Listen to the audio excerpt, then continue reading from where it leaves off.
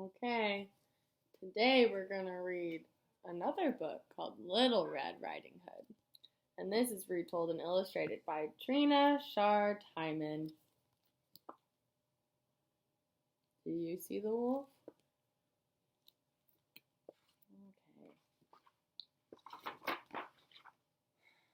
Okay.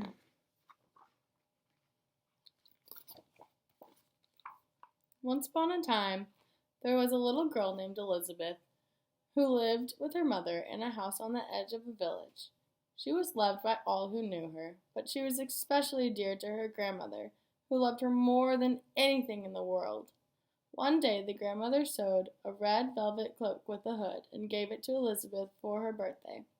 It looked so pretty, and she liked it so much that she would never wear anything else, and therefore everyone called her Little Red Riding Hood.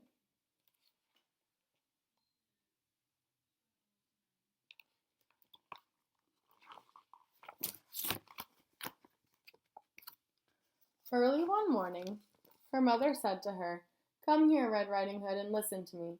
I want you to take this loaf of fresh bread, some of this sweet butter, and a bottle of wine to your grandmother. She is sick in bed, and they will do her a world of good. Go right away before the sun gets too hot. Promise me that you won't daydream and stray off the path. Don't run, or you will fall down and break the bottle, and then there will be no wine for grandmother. And when you get there, please don't forget your manners. Say good morning, please, and thank you, nicely, without staring round about you or sucking your finger. Don't stay too long or else you will tire grandmother.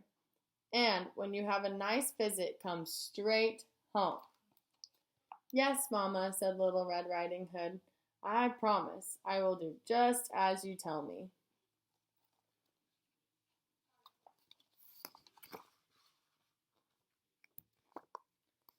Now, her grandmother lived in a cottage in the middle of the forest, a good half-hour's walk from the village.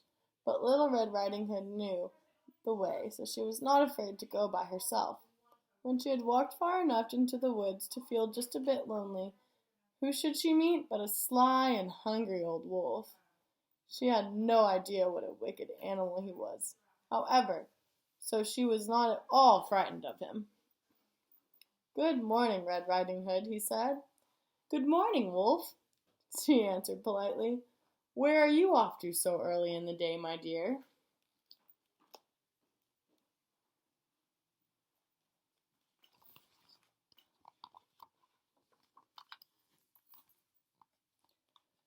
"I'm going to grandmother's. She is sick in bed, you know." "Is that so?" he murmured. "And what have you got in your basket?" "A loaf of bread, some sweet butter, and a bottle of wine. Mamma and I baked yesterday, so I'm taking a loaf to grandmother. It will do her a world of good." "Now, isn't that nice? And where does your grandmother live, Little Red Riding Hood?" "Oh, it's a good 15 minutes farther into the wood. Her house is the one by those 3 big oak trees, right next to the blackberry hedge, and there's a stream running by her garden. Surely you know the place," said Little Red Riding Hood. "Here's grandmother's house."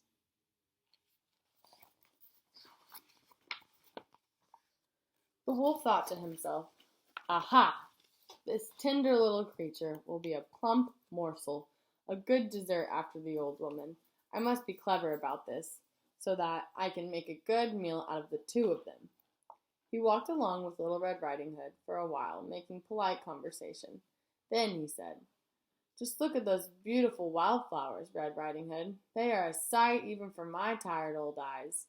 For goodness sake, why don't you relax a bit? Look at the world and see how lovely it is. Why, I don't believe you even hear the birds sing or enjoy the sunshine. You are just as solemn and well-behaved as if you were going to school. Everything else is so gay and happy out here in the forest." Here's the wildflowers. What's gonna happen next? Then Little Red Riding Hood looked away from the path, and when she saw the sunlight dancing through the trees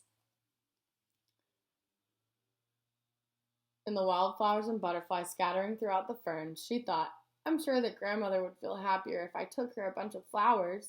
They are a sight for tired old eyes, I know, and it is still quite early in the day. I'll have plenty of time to pick them. So she excused herself, said goodbye to the wolf, and wandered off among the trees to pick flowers. Each time she picked one, she always saw another, even prettier one, farther away. And so she left the path and went deeper and deeper into the forest. Meanwhile, the wicked wolf went straight off to the grandmother's cottage and knocked softly at the door.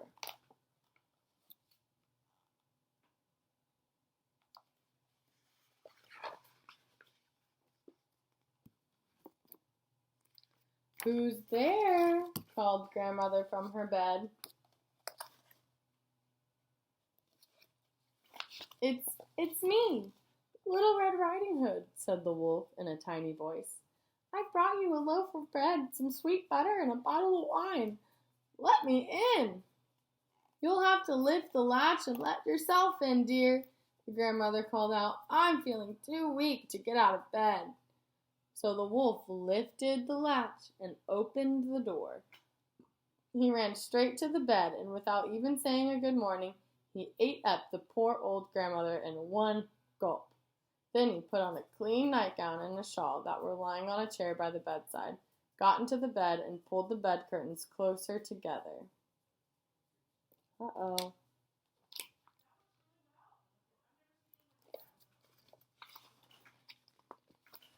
In the meantime, Little Red Riding Hood wandered here and there, picking flowers until she had such an armful she could barely hold them all. Then she suddenly remembered her grandmother and the promise she had made to her mother, so she found her way back to the path and walked straight to the cottage. Look how many wildflowers she has, and there's the cat.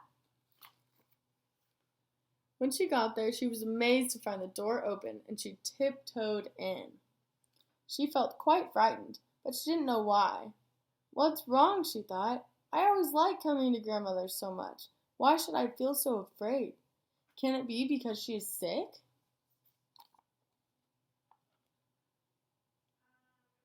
Scared to go in.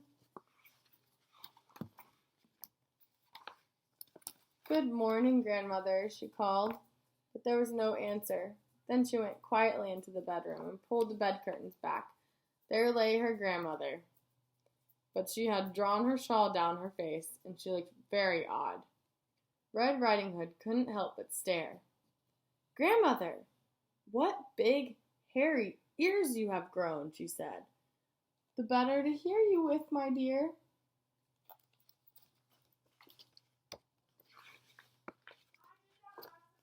Oh, Grandmother, your eyes are so shiny. The better to see you with, my dear. Your hands look so strange, Grandmother. The better to catch you and hug you with, my dear. Please, Grandmother, why do you have such big, sharp teeth? Those are to eat you up with, my dear. As the wolf said this, he sprang out of bed and ate up poor Little Red Riding Hood. Then, having finished his first good meal in many weeks, that wicked wolf went back to bed, pulled the covers up, and soon was snoring as loudly as you can imagine. That big bad wolf. Not long after that, a huntsman from the village happened to be passing by the grandmother's cottage. By Jiminy, he thought, the old lady is snoring much too loudly. Maybe I should stop in and see if there is anything the matter with her. So he went right into the cottage and up to the bed, where he saw the wolf fast asleep in the grandmother's nightgown and shawl, with a fat stomach full to bursting.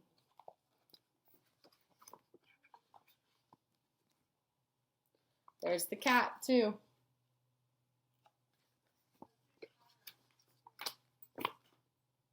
Right away, the huntsman guessed what had happened. So here you are, you old sinner, the huntsman said. I've been looking for you all these years, and now this is where I find you. He raised his gun to shoot, but then he wondered if the wicked old wolf might have swallowed the grandmother whole, and if perhaps there was a chance she still might be saved. So he took out his knife and quickly killed the wolf while he lay sleeping. Then he carefully cut open the wolf's stomach.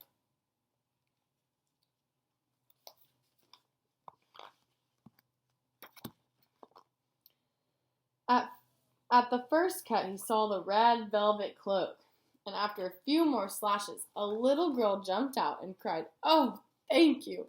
I was very frightened. It was so dark inside the wolf." Next, the grandmother climbed out, alive but hardly able to breathe from fright and exhaustion. They thanked the huntsman with all their hearts, and he was so glad to see them both alive and well that he hugged Little Red Riding Hood and shook the grandmother's hand over and over again.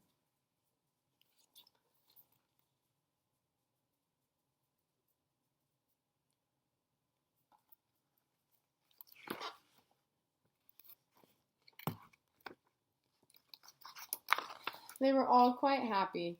The huntsman skinned the wolf and took the pelt home to nail to his door. Little Red Riding Hood and her grandmother sat down together to eat the fresh bread and sweet butter. The grandmother drank some of the wine, and Red Riding Hood had a cup of blackberry tea. After a while, the grandmother felt quite strong and healthy and began to clean up the mess that the wolf had left in the cottage. There goes the hunter, and here's Grandma hanging up clothes and things to clean. As Little Red Riding Hood walked home through the woods, she thought to herself, "I will never wander off the forest path again as long as I live. I should have kept my promise to my mother." She was comforted, though, that she had at least minded her manners and had always said, "Good morning, please, and thank you." The end. Well, that was a pretty interesting book, guys. I hope you liked it. And I will see y'all Monday.